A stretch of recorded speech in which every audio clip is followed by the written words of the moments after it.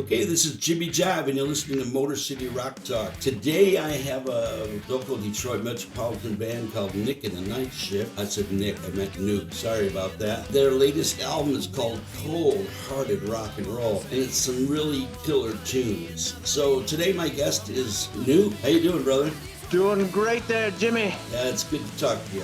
Let's start out with a little background. Tell me where you're from originally and what got you into music. Okay, well, originally I'm from downriver Detroit. My family on my mother's side had a grocery store downtown Detroit in the 20s, and the Depression put him out, so he come out and built a house. It was a farmhouse in Taylor, Michigan. So now it's a congested city. The farmhouse still sits there, but I came out of that, and then on my dad's side, it was all Ford factory workers that came from West Virginia and settled downriver as well. And what got you into music? How did you get started in music? Well, on my grandparents' side, it was all the old country, like Hank Williams and Johnny Cash and Elvis, and then there was all the Motown and stuff from Detroit that was just always blasting on the radio, and that stuff was just amazing. And you know, the rock and roll, and you know,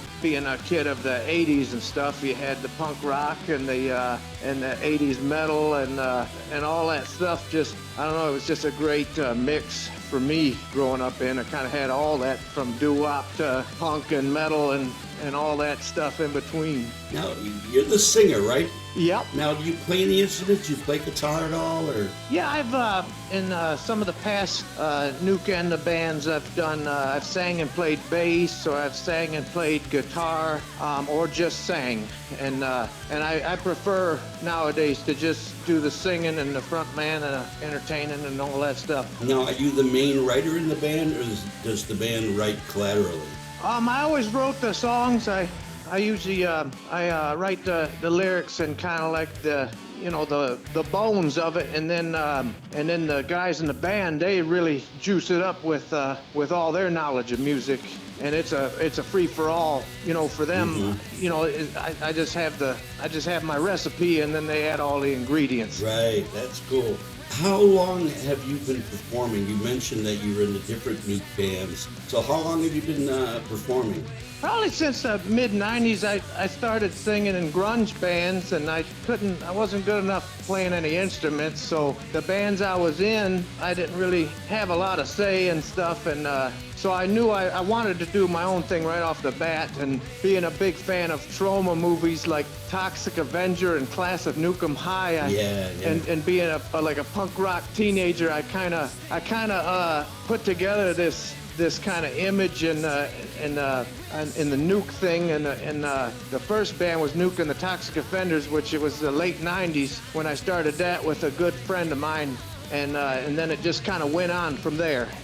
Why did you change? Why were you changing the names? Why were you going from different Nuke and this and that? Well, each band had several years to each name, but I would change the name usually because of just out of respect for the members that were in the previous. So if a band broke up, or we just decided not to go on with that band, and then new people wanted to join, you know, the music would pretty muchly stay the same style, but it would be different people, and then I just changed the name, you know, something that would match more of those individuals, you know, that I was hanging out with and playing with and bandmating with at the time.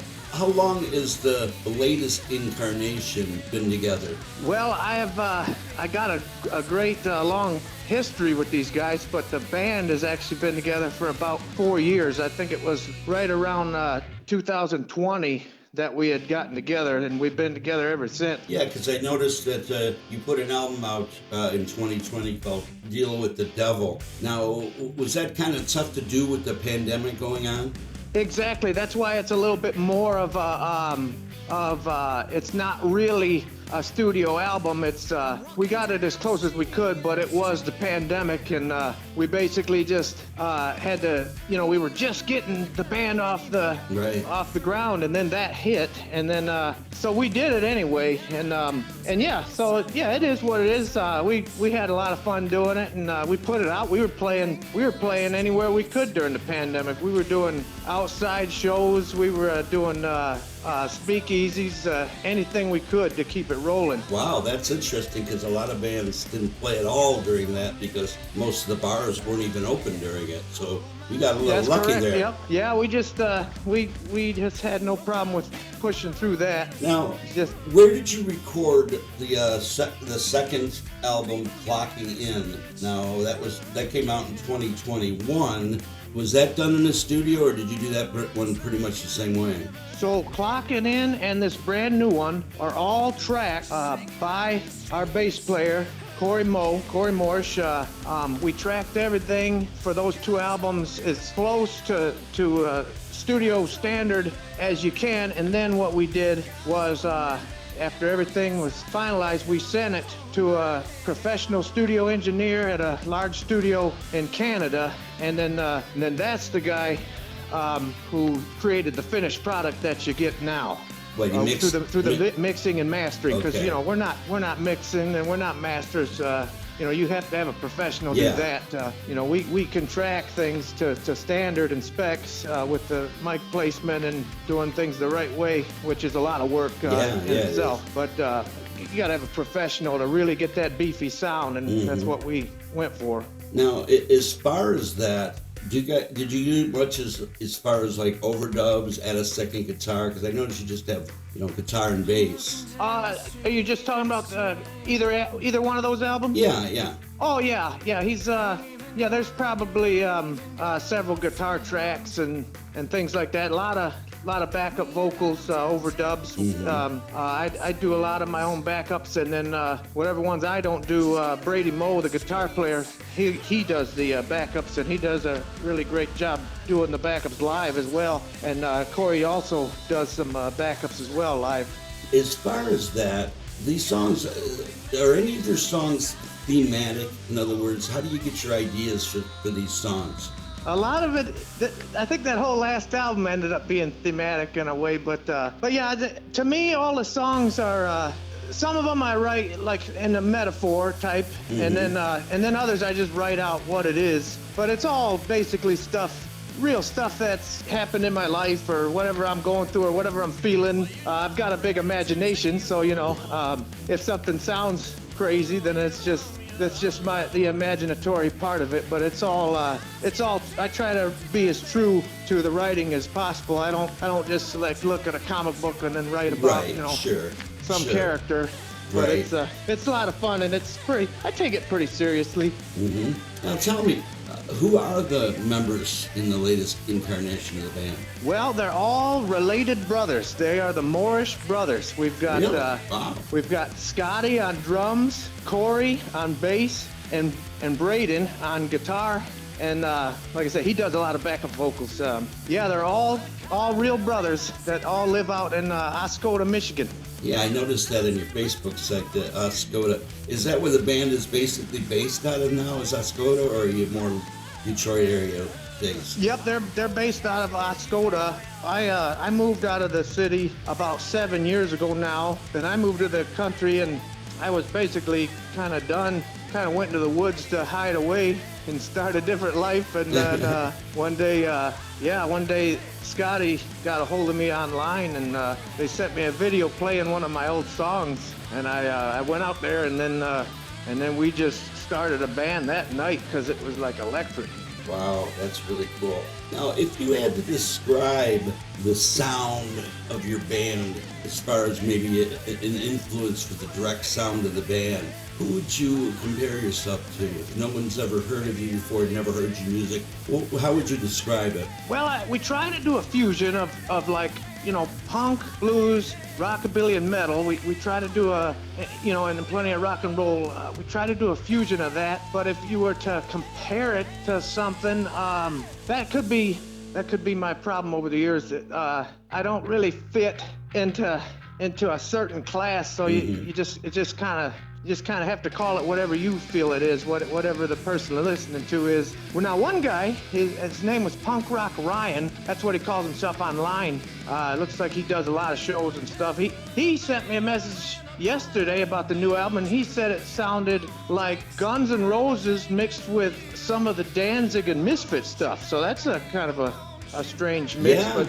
and different people say different things. Some people say it sounds like this or that. Right. You know, I've heard through the years. I've heard psychobilly, I've heard rockabilly, I've heard punk. So yeah, it's just really everybody has a different interpretation of it.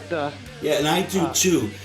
Myself listening to it, the music reminds me a lot of Social Distortion, straight ahead rock with a little punk edge. But the real interesting thing to me, and I bet you no one's ever mentioned this to you, your vocals, which to me is a really cool contrast to that. You sound like Mike Snipe from REM.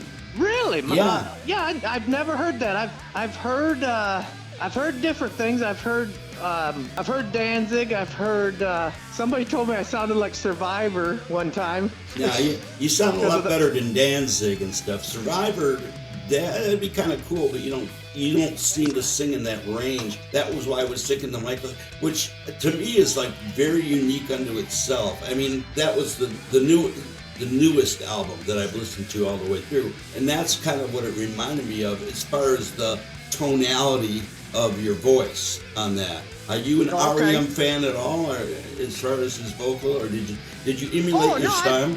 I don't have any REM albums, but I always appreciated the sound. I liked some of them songs. I just never really liked it enough to buy it, but but I always digged REM. I thought they had a couple good songs on each album that came out, throughout my life. Yeah, and I don't compare your music to REM in any way. It's just the vocal. Like I say, to me, it sounds like Social Distortion. Are you familiar with that band? Oh yeah, I've seen them out in their home territory, and I'm a big Social D fan. I like that, and like I said, one song it may sound like a little Social Distortion, and then I'll switch it up. The next song I'll be howling like a demon. It just really, I don't really hold the same recipe throughout one set. It the register kind of goes up and down. Right. But I mean that as a compliment. I mean both of those, because I'm a huge Social D fan, and I like REM, but I really like his voice, and like I said, the tonality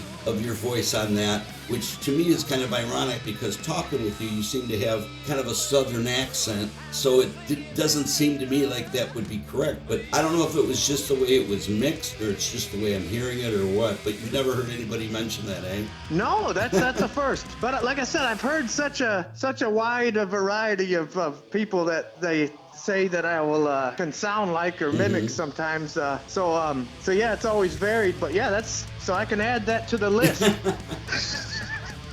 Yeah. Like I said, the sound of the album is very, very well done, very well produced and mixed. It's a really solid album. How's it been doing for you? I mean, are you selling it online? Do you sell it in the stores? I know it only came out recently, but how's it doing?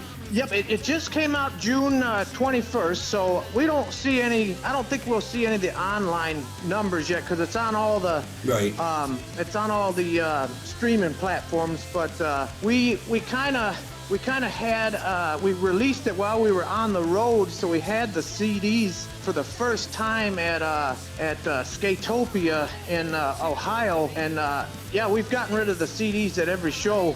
So I'm hoping we've got another batch of them, because we're getting ready to head out for another couple shows and some festivals and stuff. So, but yeah, the CDs are doing well, and then we're hoping to do vinyl of this in the future with a bonus track on it as well. That would be awesome. I love vinyl. Yeah, I've been wanting to do one forever, and it just never materialized. Everything just moved too fast to ever settle down Sure. and get a damn vinyl planned out. But yeah, we're gonna do this one on vinyl. Yeah, I noticed like you said you're going to be going out and playing again. You just pretty recently played in Indiana with another band that I'm familiar with, the Zot. How did that show go over? How was that playing there? Oh, we always have a good time with the Zots. We were playing 3 or 4 dates with the Strains out of Detroit. Right. And then it was a Sunday night in New Haven that the Zots came out and played with us, and we rocked this little place in New Haven, and we had a ball. That's cool. How much of your touring or shows are done out of state? Basically whatever we can do. We kind of just keep moving, and so you know, we can't really get that far because we're all working class guys. So we go as far as we can, and you know, where it gets us enough time to get back, work, and then like this weekend we'll be in Grand Rapids, and then we'll be in Battle Creek. So we kind of just jump around whatever we can get to. But yeah, the next thing we would probably have to do to get out farther, other than driving, is maybe do some plane tickets or something to to really get out there. You know, that's the next route we'd have to do. Has any of your music on any of these 3 albums, or even the stuff in the past, ever got any like airplay, college radio, or anything like that? Yep, just college, and like like in Detroit, the Riff will play us on Sunday nights. Up here in middle Michigan and northern Michigan is kind of like the Riff up here is the Z93, right? And they play us on their local show. And but yeah, several small radios and colleges and things like that will play us. It's really just up to an individual liking our stuff and then putting it on. Sure. But no major exposure or anything like that. Now, as far as any of this material or any of the material you've done with the bands in the past, has any of it ever been shopped? Any of the labels? Have you tried to get signed in any way? I've been signed about 2 different times, and basically what I've come up with is you can get signed and they can give you an advance to have a recording. Right. Well, I'll pay for my own recording. I don't need a loan to record. You make more money on T-shirts than you do on records. Your music basically gets stolen right away, and then the people that really like it will buy a CD or a record. But so I mean, it would have to be some kind of a good deal, but there's really nothing. Yeah, it's like Sony Records, that's about it now. And it's all changed so much, That's why I was wondering if in the past, as you mentioned back in the 80s, that was about pretty much when it was done, because everything like now is streamed. People, everything's streamed, they don't have to pay for it. Now, other than that, your shows, can people purchase your CD like from your website or through the band in any other way? Oh yeah. I don't know if this new one, hard copy, is on the site quite yet because it just came out. But we have it's www.nukeandthenightshift.com, and that has a full online store with T-shirts, patches, CDs, and different things, beer holders and stuff like that. We have an official poster that Sean Graham from Noir Leather did for us a couple years ago. You can get a poster, a bunch of cool stuff on there. So you take a lot of merch when you go out and play, obviously? Oh, for sure, yeah. At least a couple cases of merch. Yeah, because you pretty much got to be like you said, because you get them to buy it even at a lower price. It's free advertisement, but like you said, with the CDs and the music, it's just streaming is just it's killing the industry. It's killing artists like yourself as far as that, because it's tough out there. It's a lot of work. Yeah, because you don't get much money from streaming. You can have 1 million streams and make $200. And that's why we do so many T-shirts. We're always coming up with new T-shirts because the T-shirts, that's what pays our way. You put them T-shirts at the live show. Everybody wants a T-shirt. Yeah. What do you sell your T-shirts for typically? I think they're $25. That's not bad. It's like the typical, like everybody, pretty much everything is $25. If you buy a shirt online, you end up paying $30 for any shirt you buy online, and you got to pay shipping and everything. So, what other merchandise did you say you had? Oh well, we got Nuke and The Nightshift beer cozies. We got CDs. We got multiple embroidered patches, T-shirts, plenty of stickers. We always give stickers out free, but you could buy them for $1 if you just want to buy, you know, some extra ones or something. I think that's about it for merch. Like I said, we do have the big poster, but a lot of time we can't really haul the posters because there's not enough room. Now, what are some of the local clubs that you guys play and frequent? What are some of the maybe Detroit metropolitan area clubs that you would play in, or bars, I should say? Well, let's see. When we go down there, we have played Logger House. I mean, throughout my past, I've played them all, and a lot of them's not even there anymore. But, but with this band, yeah, we played like Logger House. We've been to the Token Lounge if you're in Westland. We've been to a lot of the bars there in Hamtramck. Sure. We've done, you know, Smalls or New Dodge. We played Road Rangers in Taylor. That's a cool club. That's a cool bar. I like that place. Yeah, I like playing there. You can never hardly get a hold of anyone inside the bar. Really? Yeah, that's why I saw the Zops play the last time I saw them. Yeah, it's hard to book a show there. So usually by the time they reply, it's like I'm already in the next town over. Right. Get you next time. Now, have you guys made any kind of like music videos of any kind, or just live stuff that people would shoot at your shows? Yeah, during that pandemic, when we released Deal with the Devil, we had a single on there, We Got the Right, and we did our own video for that. You can get that on YouTube. That Clockin' In album, we did a video for for a song Four Kings, or Dropping In. That's what it's, Four Kings Dropping In. There's a music video for that. We had planned more, but we just basically when we see each other, we're at a show on the road. You know, they usually pick me up at some freeway stop, and then we head off, because I live about an hour and a half, 2 hours from them. Right. So yeah, when I see them, they're picking me up off the freeway. I have something for this. I'm sure we'll have a new, you know, video out for something off of this album when we get a second. Where do you make the videos? Are they made by the band, or you go in and have them professionally made? Well, that's kind of, we do want to have one professionally made.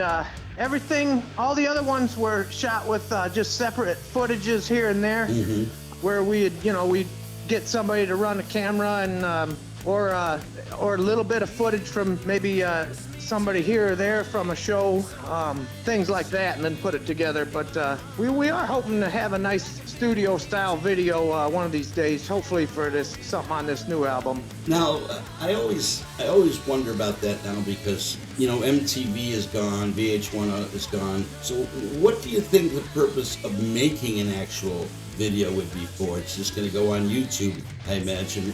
What else would you use it for? Well, the first thing we do is put it right on Facebook, just as it is, and then that usually gets the most plays, and then I'll usually take and put it on YouTube. But it seems like the social media sites get more plays than it seems like people aren't really using YouTube that much. But I put everything on YouTube anyway.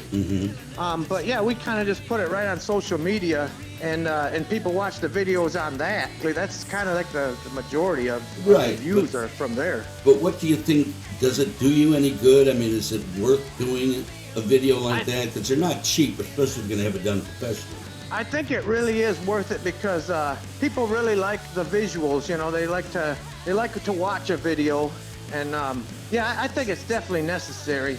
I like watching videos myself of bands. You know, I think it's fun. You know. Yeah, I agree. I just wasn't sure if in this day and age, especially, you know, because most of the videos I would see them on YouTube, and there are always quite a few, because I've seen quite a few videos of you guys live. As far as upcoming shows, you said you're going to be playing in Grand Rapids next. Is that correct? Yeah, we'll be at Mulligan's Pub in Grand Rapids Saturday, July 20th.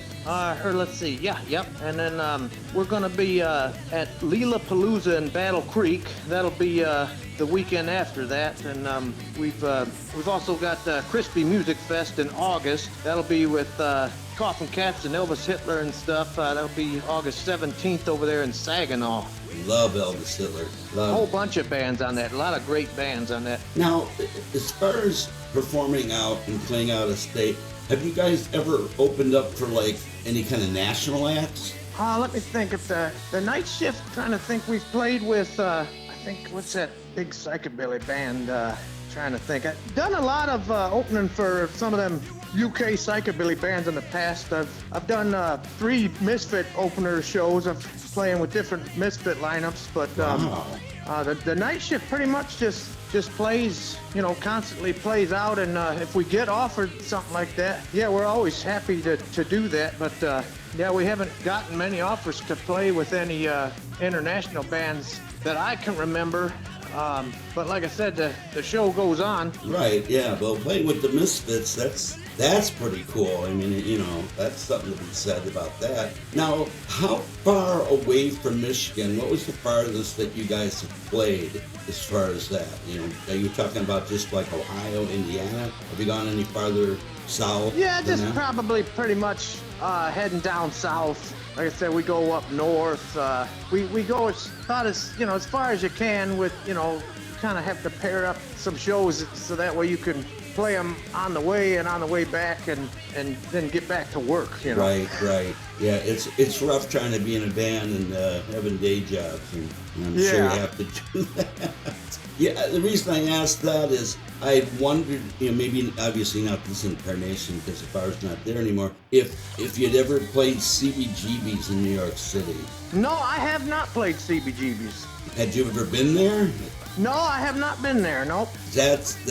You guys would have gone over great there, I think, man, because they had such a diversity of bands. The Ramones started out there, and they had an international act. You guys would have gone over really, really well there, I think. Oh, I'm a big fan of the whole movement, television and like Richard Held and Johnny Thunders and I'm a big fan of all that 70s punk. That's like where I get a lot of influence from too. Right, that's really cool. Well, other than you playing, doing this stuff, coming up in Grand Rapids and those 2 other shows that you were talking about, and kind of festivals, do you guys ever do anything as far as local festivals? In other words, like the thing they have in Royal Oak, Arts Beats and Eats, or Taylor's Festival, anything Yes, here? we've played in Noir Leather at Arts Beats and Eats for the last 2 years. Oh, cool. I think this year, they wanted us to do it this year, but I think we're already booked somewhere else. But yeah, we've done that 2 years in a row, playing inside of Noir, and while the girls are like whipping people out on the sidewalk, and we had a good time doing those. A lot of good food out there, a lot of good art, good music. I'm putting together a large, like a Nuke 25th anniversary show at the Token Lounge in Westland. It's going to be the last Saturday of September 28th, and I'm going to have members from all the past Nuke bands. Like we got Jay Voltage. His band is Aggro or Die. He was in the original Nuke and the Toxic Offenders. Mm-hmm. We got the Class 5s, which is like all the guys from Nuke and Living Dead just about. And it's going to be great. I got the Night Shift playing, and then Freak Box from down there is going to be playing the show as well. Oh, that's really cool. I live a mile from the Token Lounge. Okay. Well, maybe you'll get to come out to that one. Oh yeah, for sure. I definitely want to check that out because I really dig your music, and I'd like to get some of the merch. I like actual hard copy stuff, like a CD. And if you did put this out on vinyl, I would definitely buy it on vinyl because I'm huge into vinyl. I don't know how old you are, but I'm 63, so I grew up with records. I still love the sound of vinyl. Oh, nice. Yeah, it's. I got a nice vinyl collection myself. Nothing too big, but the quality is what counts. Yeah, absolutely. Anyway, I'm going to let you go. I really appreciate talking to you. I wish you the best of luck, and I definitely want to come out and check you out in September. I don't get out of state too much or get up to Ypsilanti or down to Ypsilanti too often, but I will definitely see you in September at the Token Lounge because that's my stomping ground. And I don't know about the last time you played there, but the sound there is really cool. Oh yeah, I've played there a lot of times, just not recently. Mm-hmm. Well, you'll dig it, man. They've improved a lot as far as the sound, and the club itself is clean, and it's a cool place to play. I've seen a lot of bands play there recently. Well, anyway, Nuke, like I said, I'm gonna let you go. I really appreciate you taking the time out and talking to me today. Wish you guys the best. I hope the the new CD takes off for you, and I look forward to seeing you guys, and hopefully you can get that on vinyl, because I think there's a keep in touch and let me know when or if you have plans on doing that, and I'll see you guys in September for sure. All right, and Nuke and The Nightshift really appreciate you, brother. Thanks for having us on. You bet, brother. You have a good night now. Yep, you too. Take care. Okay. Bye. Bye. Well, that was Nuke, the lead vocalist from Nuke and The Nightshift. A really, really good power rock, little edge of punk. Like I said, he's mentioned that certain people compare it to like dancing and all that. I think it's close to the social distortion myself. But like he said, a lot of people, will interpret it whatever way they hear it, based on the bands that they like and have liked in the past. Anyway, if you like these shows, and I hope you do, please hit the like button for me and maybe leave a suggestion as far as a comment. If you haven't already, hit the subscribe button. It doesn't cost anything. It just helps me out. It shows me there is interest in what I'm doing here. And I'm going to continue on. I've got a lot of great artists coming up. Anyway, with that being said, as I always like to say, keep rocking.